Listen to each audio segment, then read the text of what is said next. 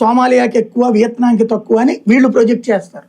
అది తేడా జరిగేది. ఇంకో విషయం కూడా, సర్విషన్లో ఒక భయం అయితే కనిపిస్తుంది వైసీపీలో. మన సజ్జల గారు మాట్లాడినా, ఇప్పుడు నిన్న జగన్ గారు మాట్లాడినా.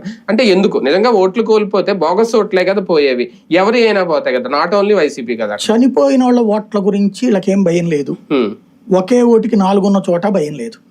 ఇప్పుడు వైఎస్ఆర్ కాంగ్రెస్ పార్టీకి భయం వేస్తుంది ఏంటంటే, ఒక మొన్న హైదరాబాద్ లెక్క ప్రకారం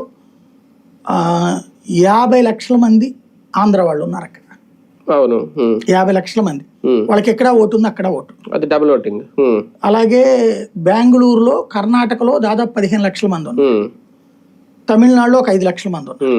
ఇక్కడికి ఒక 70 లక్షలు అయింది. ఈ 3 బోర్డర్ కాకుండా విదేశాల్లో ఇంకో 10 లక్షల మంది ఉంటారు. ఎన్ఆర్ఐ అదేంటి నా దృష్టిలో అయితే 20-25 లక్షలు ఉంటారు. కొన్ని 10 వేసుకోండి, 10 లక్షలు వేసుకుంటే అది ఉట్టి అమెరికా అని కాదు కదా, అన్ని చోట్ల ఓన్లీ టోటల్ గా ఆ లెక్క అంతా తీసేసి క్యాజువల్ గా ఒక 50 లక్షలు అనుకోండి. 50 లక్షల మందికి 2 ఓట్లు ఉన్నాయి. ఈ 50 లక్షల మంది విషయంలో ఇందులో వైసీపీ వాళ్ళు ఒక 25 లక్షలు ఉంటారు, వాళ్ళు 25 లక్షలు ఉంటారు. ఇప్పుడు ఏమవుతుందంటే, ఎవరు విచారణ చేయాలి? సచివాలయ సిబ్బందితో చేయించాలి.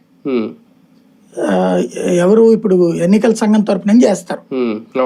ఈ చేసేటటువంటి వాళ్ళు